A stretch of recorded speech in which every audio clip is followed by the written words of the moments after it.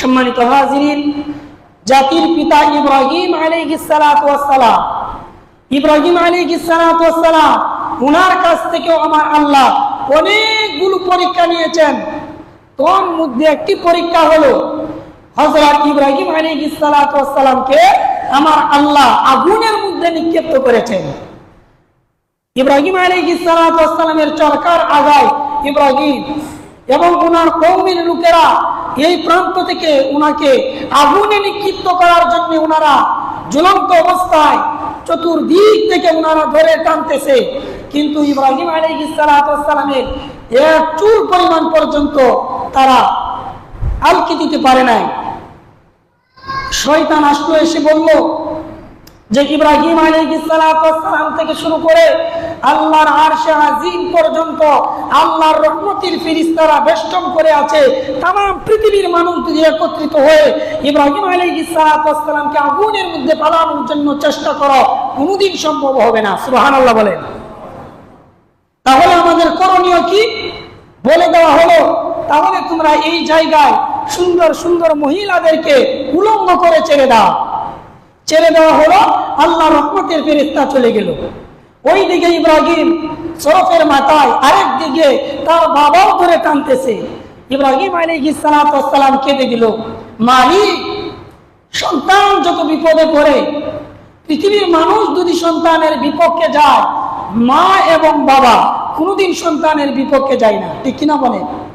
কিন্তু আমার বাবা তারেক, সেও আমাকে আগুনের মধ্যে ফালানোর জন্য চেষ্টা করতেছে। মাওলা, হে মালিক, তুমি ছাড়া ইব্রাহিমের আর কেউ নাই। সুবহানাল্লাহ।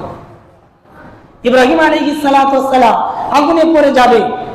জিবরাইল আলাইহিস সালাতু ওয়াস সালাম এসে বলতেছে, ওগো আল্লাহর নবী ইব্রাহিম, একবার আমাকে অনুমতি দেন।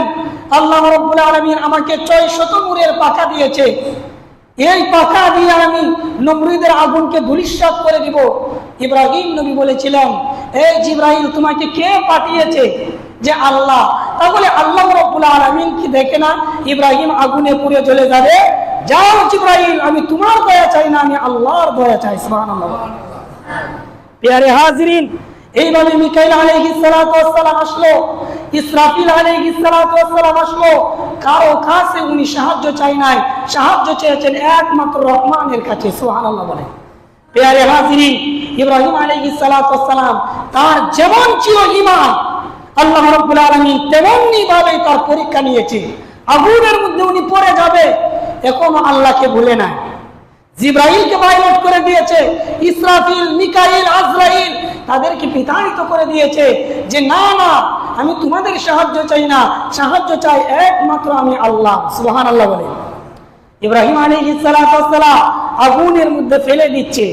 আল্লাহ রাব্বুল আলামিন দেখলেন যে ইব্রাহিম আলাইহিস সালাতু ওয়াস সালাম দুনিয়ার কারো সাহায্য নেই নাই, ফেরেশতাদের সাহায্য চাই নাই, শুধু আমি আল্লাহর দিকে তাকিয়ে আছে। আমার বন্ধু ইব্রাহিম আগুনে পড়ে যাচ্ছে। আল্লাহ রাব্বুল আলামিন আয়াতে কারিমা নাযিল করে দিলেন, কুলনা ইয়া নারু কুনি বারদাও ওয়া সালামুন আলা ইব্রাহিম। চিৎকার দিয়ে বলেন সুবহানাল্লাহ। আল্লাহ রাব্বুল আলামিন আয়াতে কারিমা নাযিল করে দিলেন, ইয়া নারু কুনি বারদাও ওয়া সালামুন আলা ইব্রাহিম। হে আগুন, তুমি আমার বন্ধু ইব্রাহিমের জন্য সালামুন আলা ইব্রাহিম, শান্তিদায়ক হয়ে যাও, শান্তিদায়ক। আগুন তুমি এমন করো ভয় না যাতে আমার বন্ধু, আমার খলিল সে কষ্ট পায়, এবং ঠান্ডা করো না যাতে আমার বন্ধু কষ্ট হয়। তুমি নাতিশীতোষ্ণ অর্থাৎ এয়ার কন্ডিশন হয়ে যাও। কোরআনের ভাষায় বলা হয়েছে সালামান আলা ইব্রাহিম, শান্তিদায়ক হয়ে যাও। চিৎকার দিয়ে বলেন সুবহানাল্লাহ। প্রিয় হাজিরিন, কেমন পরীক্ষা! আল্লাহ রাব্বুল আলামিন বললেন, ইব্রাহিম, আপনি ইব্রাহিম থেকে আমি আল্লাহ আপনার টাইটেল লাগাই দিলাম, আজ থেকে আপনি হয়ে গেলেন ইব্রাহিম খলিলুল্লাহ। চিৎকার দিয়ে বলেন সুবহানাল্লাহ।